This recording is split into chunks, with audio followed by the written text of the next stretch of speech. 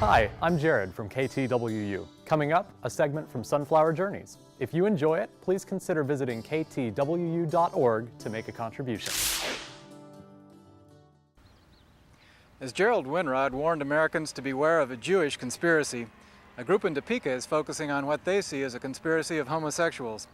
They feel it's their duty to castigate anyone who disagrees with them. Martin Luther said, "Fags are beasts. Why have you turned the church over to the beast?" Residents of Topeka, Kansas have become familiar with a vociferous group of picketers who regularly appear outside churches and along sidewalks throughout the city. They began to appear outside St. David's Episcopal Church after Father Bob Layne and members of his congregation joined a public rally opposing them. The next Sunday they were here. They had to punish anyone who in any way questions their stance. It's their way of life. So from that moment on, we started being picketed actively every weekend. At first it was just Sunday morning. We have a service at 8, so they'd be here at 7. Then we had a service at 10, so they'd be here at 9 to harass the people coming in and out. That's a fag church. It is no place for an old lady to go. Beware that fag church. For the first year, we basically ignored them, other than to go out and invite them in. We did that for about a year, and I made a statement, and I preached a sermon on it was time that we react and retake our sidewalks. So we borrowed some signs from what was then called CPR, Caring People Respond. We did not have our own signs. We borrowed them and began to go out and greet the picketers with what we called a group of witnessers. Now remember the difference, but I'm very particular about the difference between witnessing and picketing. Picketing is an attack. It is hostile. It is to change people's minds. It is to somehow impact upon them another person's point of view. We do not picket, we witness. So we went out to witness, to proclaim to this community what we believe. It was our belief that we taught and prayed about that the only way to combat evil is to overcome it with good, which means we must not be like they are. If we returned insult for insult, if we returned vulgarity for vulgarity, if we returned threat for threat, or accusation for accusation, we were no different. The only way that we could be different would be to proclaim our truth, who we believe in, who we worship, inviting all to join us without ever reacting. And my friend, that was difficult. So that was our struggle, and that to me still is the only way to respond. St.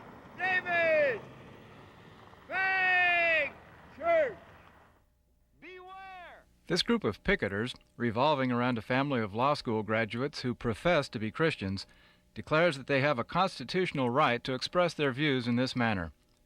The First Amendment prohibits the creation of laws abridging the freedom of speech, as Washburn University law professor Bill Rich explains. And the First Amendment is established in order to provide protection for people who have controversial views and who want to express views that are sort of outside of the mainstream. It is unquestionably open to abuse. People who are sophisticated enough to understand where these lines are drawn and want to push the line to the farthest can do so. And because of the difficulties of litigation, the difficulties of proof, they're likely to get away with it. And freedom of speech is very important to me. But I do believe that there is a line between the freedom of speech and the freedom to harass, to insult, to ridicule, to wound through words. I think words have power. I forget who it was that said that they're more afraid of the pen than the sword. That's a philosopher said that.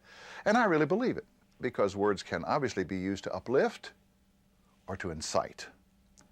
And I think words that are used to incite some way have to be controlled or in some way eliminated from being used that way. And I'm not sure how to do this.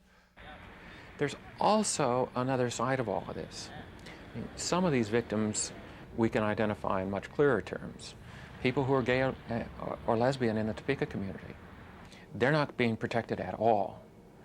The politicians in this community seem to be afraid to really step forward and pass laws, adopt human rights ordinances that will say, in this community, we will not tolerate discrimination against people because of their sexual orientation.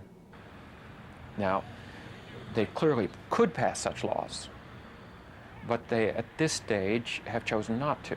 And I think that's a terrible mistake. They want some kissy-poo preacher to hug them and say, you're all right like you are.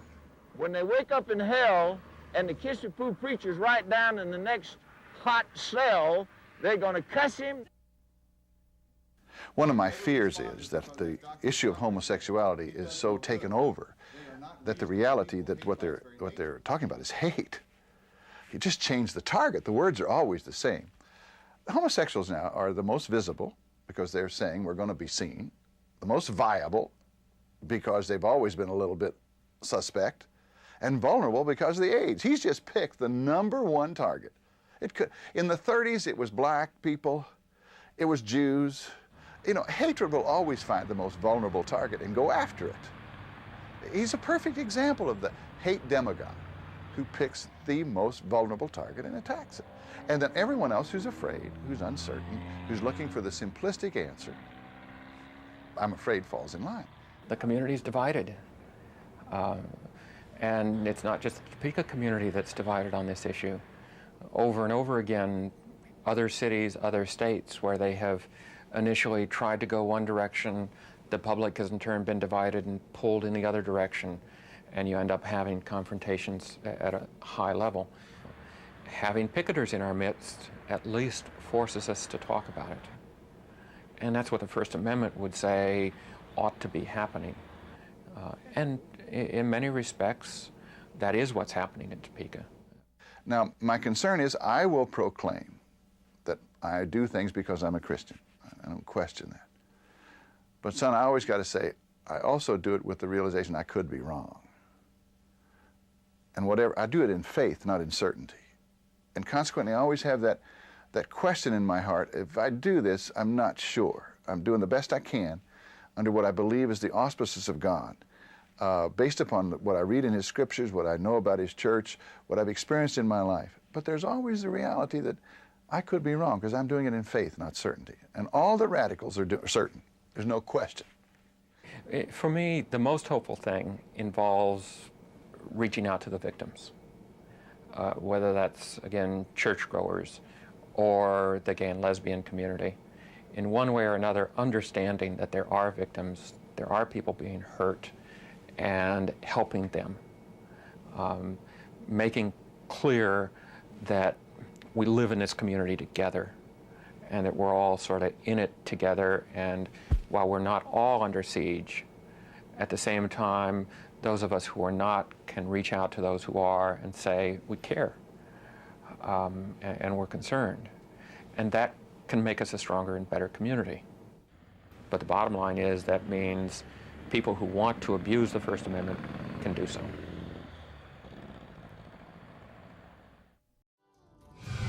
Glad you could stop by to see a clip from Sunflower Journeys. There are more great local stories out there waiting to be discovered, but it takes help from viewers like you and me to make it happen. Visit KTWU.org right now to make a pledge.